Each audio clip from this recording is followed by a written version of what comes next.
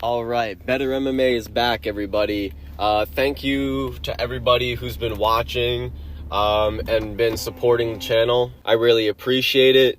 By the name of the title and the thumbnail, I hope all of you Benoit Saint Denis fans are huddled up ready to deal with some hard to swallow pills. Okay, I'm a Benoit Saint Denis fan.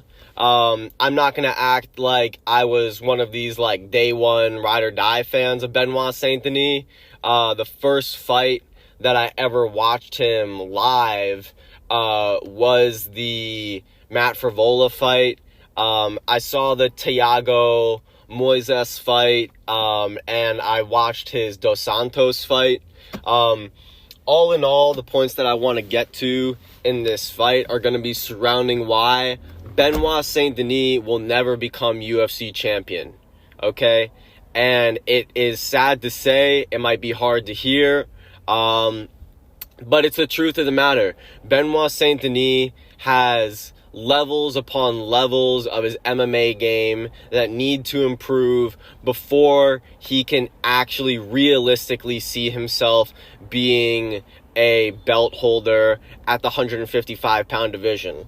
Now, I don't want to make this video seem like it is me just hating on Benoit Saint Denis or me just, having the recency bias of Benoit Saint Denis losing and just piling on him after his biggest loss on the biggest stage. But that's not what this video is. Okay, before we even get into that, guys, before we get into the big points of the video, I forgot to mention this in my recap video that I made last night. Right after 299, I was tired and I was trying to get to the rest of the fights to not make the video too long. But when Benoit Saint Denis was walking out to the cage to fight Dustin Poirier, the erroneous glazing that was going on from Joe Rogan, I mean, the amount of glazing was so distasteful. And particularly, I think Joe Rogan has said probably the single fruitiest thing a commentator may have ever said in UFC history when Benoit Saint Denis is walking to the cage and Joe Rogan verbatim, okay, you guys can go back and watch this for yourself. He literally says, and I'm getting the note right here so I don't botch this because I wrote down exactly what he said after he said it because it was so freaking weird. He literally said, I quote, "Something about a man who has been to war." Now, that is so crazy. When you think about this is a man in his 50s speaking about another man. Okay, this is something you imagine maybe a military nurse saying in World War II. You know what I mean? These dreamy fantasies of a man who's been to war. Why are you having these fantasies, Joe Rogan? Okay, I think it's cool that Benoit Saint Denis is like a real-life French G.I. Joe. I think that's cool. You don't have to start patting your eyelids and getting all lovey-dovey and saying, something about a man who's been to war. That was weird. It made the whole vibe leading up to the fight uncomfortable because Joe Rogan kept on saying the same exact thing. Something about a guy who's just been to war. I mean, did I mention that he's been to war? Joe, we get it. He's a veteran. We respect him for being a veteran. Please make it more respectful and less kinky, okay? Please, for everybody's sake. But moving on to the meat and potatoes of the video, guys. Benoit Saint Denis is too good of a fighter for his own good. Now, I said this in my last video, and I'm going to reiterate it because this is the problem with Benoit Saint Denis. This is the problem that I think a lot of people relate this to Michael Chandler. But these guys put on extremely exciting fights. They come forward no matter what, even when they're hurt. And they are very, I guess you could say, very animalistic fighters. These guys, they fight to the death. I mean, you could really just put it like that. They fight to the death. But the problem with Benoit Saint Denis is that he does not have the technical acumen to match his fighting spirit. And that is just very unfortunate for everybody. That's unfortunate for nobody except Benoit Saint Denis. And what I mean by that is Benoit is going to walk forward, whether he's getting hit or whether he's throwing something and he's completely wide open to a counterpunch, he's still going to throw it. And that's exactly what we saw in the finishing sequence of his fight against Dustin Poirier. If you could see before Dustin Poirier hits him with that left that really gets Benoit Saint Denis rocked before Dustin hits him with the right hook. Dustin hits him with a right jab in the southpaw stance. Well, Dustin is in the southpaw stance. Dustin throws a right jab. He throws a right hook to the body as Benoit is kicking him. And then he throws, I believe it was a right hook or another right jab to the face right after that. And so in the span of Benoit Saint Denis throwing this one body kick, he is getting first countered with that body shot by Dustin Poirier's very clean body shot. And then beforehand, he got hit with either a jab or a hook. And then right after exiting the combination, he got hit with a jab or a hook. So literally at every single point in Benoit Saint Denis' combination, before he got finished, he got hit with a shot by Dustin Poirier to match his shot. As he was throwing his body kick, he was getting hit with another shot by Dustin Poirier to the body. And then when he ended his shot, or his combination, if you would like to call it that, Dustin ended off his combination, hitting Benoit Saint Denis one more time, and then he hit him with the left straight, rocking Benoit Saint Denis. Benoit Saint Denis was on wobbly legs at that point, and exactly as I had predicted beforehand, Benoit Saint Denis, if he wasn't already not the most technical striker, when he gets rocked, he's even less technical. And that happens to everybody at the end of the day. But Dustin Poirier has already been through these fights with Eddie Alvarez and Justin Gaethje, where he's had to have kept his composure and remain defensively sound even when he's been rocked and hurt really bad. And so Benoit Saint Denis, Benoit has just not gone through those same wars in his career yet. And he has learned that first lesson. And when you get into those wars, you need to be equipped with the right artillery. And in this sense, the right artillery would be a lot better boxing defense, a lot better head movement. Benoit's defense will be the downfall of his career. His offense will get him exciting matchup after exciting matchup. But let's just be real, guys. If he goes up against somebody like an Islam Makhachev or a Charles Oliveira, with the amount of times that we saw Dustin Poirier giving Benoit a chance by jumping that guillotine, Benoit would be given a chance in the grappling exchange, trying to get a dominant position on Dustin.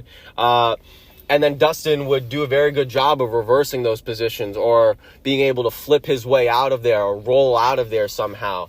And I think when you're against somebody like Islam Makhachev or Charles Oliveira, the same way that Benoit, he sort of bites off more than he can chew getting into these striking wars, I predict the same exact thing would happen if he gets into these grappling wars with Islam Makhachev or Charles Oliveira. Benoit is a great fighter and he puts on great fights, but great fights often include, and they have to include, mistakes from one of the two fighters. And I'm afraid that if Benoit gets into a conflict with Islam Makhachev or Charles Oliveira, we will see him getting finished and submitted by Charles Oliveira or Islam Makhachev. This is probably the most hot take of the video. that I'm going to make. I wanted to mention this in my prediction video beforehand, and I'm sure some people will be like, oh, bro, you weren't thinking that before the Dustin Poirier fight. You're just going to make this take because you saw Benoit get knocked out. But I swear, I was going to say the same thing, and I wrote it down in my notes in my phone, and I could prove to you guys that I wrote it on the date before the fight. I think Drew Dober could beat Benoit Saint Denis. I don't think that is much of a stretch. I think Drew Dober would be a great matchup for Benoit Saint Denis.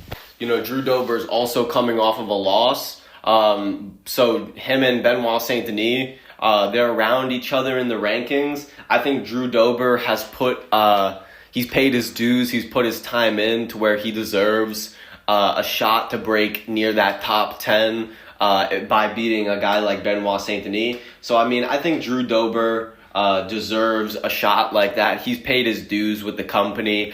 The guy is chasing Donald Cerrone's records at this point. So he's an absolute stud, absolute finisher, as we all already know. And I think Drew Dober has the chin and the grit, and he's got the technical enough striking to where he could seriously put some hands on Benoit Saint Denis. And I think Benoit, he's going to come out like crazy Benoit no matter who he fights. But Drew Dober loves to lay those heavy hands on people. And Benoit has not shown himself to be very evasive to heavy shots in the past. So I think a matchup like Drew Dober, it could be a nightmare matchup for Benoit Saint Denis. I really do. I think when it comes to these stocky, heavy hitters at the 155-pound division, I think they're absolutely nightmare matchups. So, yeah, I think Drew Dober would be a great comeback fight for Benoit Saint Denis. And if it is, and if they do make that fight, I would pick Drew Dober in that matchup. And I would have picked Drew Dober in that matchup even before this Dustin Poirier fight. Because as simple as it is, guys, Benoit has got too much heart for his own good, and he will end up walking into a crazy combination against all of these top strikers at the lightweight division. So yeah, that's what I've got to say about Benoit Saint Denis in a potential Drew Dober matchup. Next thing that I wanted to talk about, Arman Tsarukyan, beating him. I think there's a good chance that they might even give Benoit, the loser of Charles Oliveira, Arman Tsarukyan. I'm rooting for Charles Oliveira in that matchup. I think Charles Oliveira, like I said, would beat Benoit Saint Denis if they fought. And I think Arman Tsarukyan has a great chance of being able to out-grapple Benoit Saint Denis as well. But one thing that we learned about Arman and Gamrot is that they can get into a lot of scrambles. And if there's one thing that we do know about Benoit is that he is he shines in the chaos. And fighters like that are great to watch because when it gets to a scramble, that's an opportunity for them to make something happen. And then that's how you get a Matt Frevola, trying to disengage from Benoit Saint Denis. Benoit Saint Denis, throws that head kick, catches him, and, you get that crazy highlight reel KO, that crazy, oh crap moment on the pay-per-view that everybody comes to watch and see. The stylistic comparison and the comparison that I want to make to Benoit Saint Denis, they don't necessarily have the same style because nobody has a style like this fighter but this fighter. But Benoit Saint Denis, he reminds me a lot of a prime Tony Ferguson. And not in like I said, not their styles. The styles don't remind me because Tony had a lot more head movement, switching stances, a lot more front kicks. He had a different repertoire, a different way of fighting. And of course, Tony Ferguson was very unique in the way that he fights. When it comes to his Imanari rolls, when he would roll for legs, faking takedowns, throwing these like big jabs or big crosses and then ducking out of the way so he doesn't get hit. Tony Ferguson would throw himself into the fire, but then he would make his technique surrounded on getting out of the way in time. And even though that wouldn't work for him all the time, especially by the end of his career, but for the longest time, Tony creating these chaotic situations and being able to put his opponents in chaotic scrambles that they weren't comfortable in, so they couldn't get a rhythm, and so Tony could build upon his chaos and start building his own rhythm to the fight. That is the type of fighter that Benoit Saint-Denis is. He wants to build up these chaotic exchanges where simply his opponent can't gain his ground in his fight. So I do think there are still a lot of great matchups for Benoit Saint-Denis in the top 15, top 10, maybe even the top 5 of the lightweight division.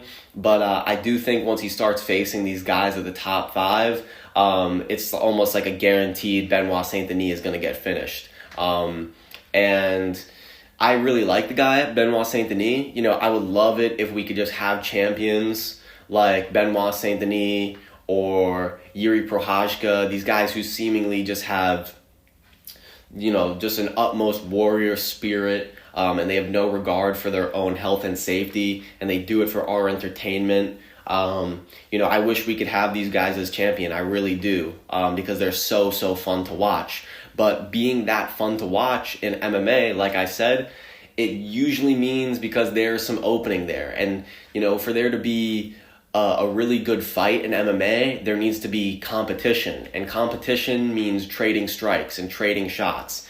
And at the end of the day, we all know this. The best of the best don't get hit. Or they minimize them getting hit and they hit their opponents much more. So Benoit is at a weird place in his career. I need to correct myself from my last video. Benoit Saint-Denis is 28. I just looked it up. So he's not 30.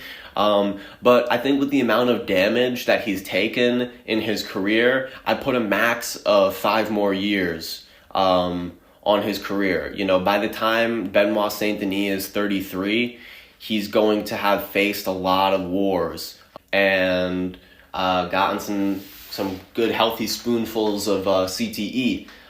Because if he's going to be fighting like this in this division of killers at lightweight, and he's trying to do that for the next 5 years, there's a very good possibility that he could get knocked out of the top 15 with this fighting style. So I think his next 2 fights are very big, very important in terms of how he shows up and how he performs and what sort of technical improvements he's able to show. I think this is the name of the game, and this is the story of Benoit's career from here.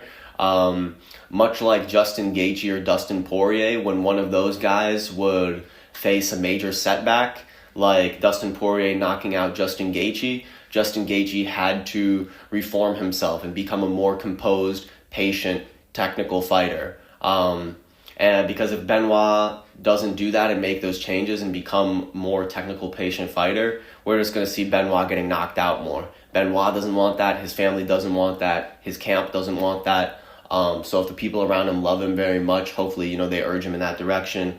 And I hope Benoit is able to make those adjustments because he is so entertaining to watch. He's the French G.I. Joe. But as it stands right now, this fighter that we're watching will never be UFC champion and most likely will not see even a UFC title shot with the skill level he has to match his fighting style and heart. It's just a bad recipe. It's a recipe for good fights, but it's a bad recipe for winning fights if you're Benoit Saint-Denis. You know, I think Gamrot has a great chance of wrestling him to a decision.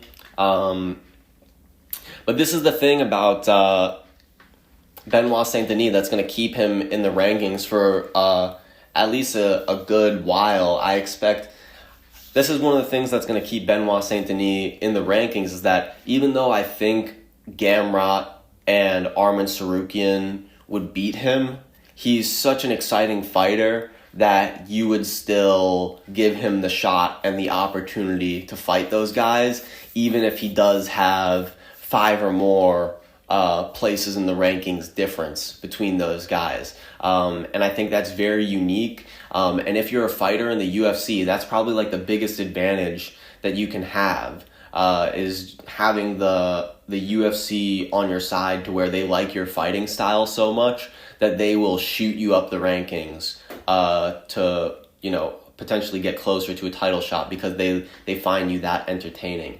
So Benoit is not in the worst position in his career. I think a great fight for him to bounce back with would probably be Beneil Dariush. I think that's the best bounce back fight for Benoit Saint Denis, would be Beneil Dariush. I think he'll be able to clip Dariush and not get finished by Dariush. So I would expect Benoit Saint Denis to finish Dariush. Not necessarily because he's that much more skilled than Dariush, but simply because Dariush is on the later end of his career. Benoit still going up toward that title. So I do see Benoit Saint Denis as a stepping stone. I do see Beneil Dariush as a stepping stone for Benoit Saint Denis. So yeah, those are pretty much my thoughts on Benoit Saint Denis, guys.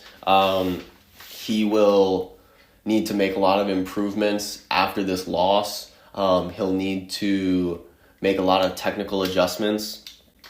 And yeah, thank you for watching till the end of the video.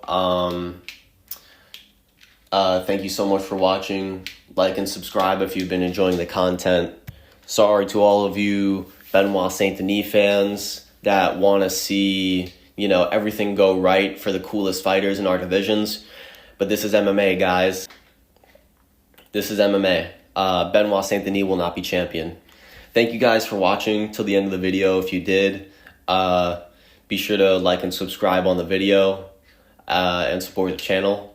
Better MMA, we're giving you these better takes because at the end of the day, we want Benoit Saint Denis to be better, and we want to get better fights in the future. So this is not a video hating on Benoit Saint Denis. This is about a video to make Benoit Saint Denis better and to motivate him. Okay? I know he's always listening to his haters and wants to prove his haters wrong. I'm not hating Benoit. I'm just keeping it real with you, my guy. You got to make big changes if you want to be a championship fighter. So, you got the fighting spirit, Benoit. Get after it, my boy. All right, thank you guys so much for watching. Better MMA, out.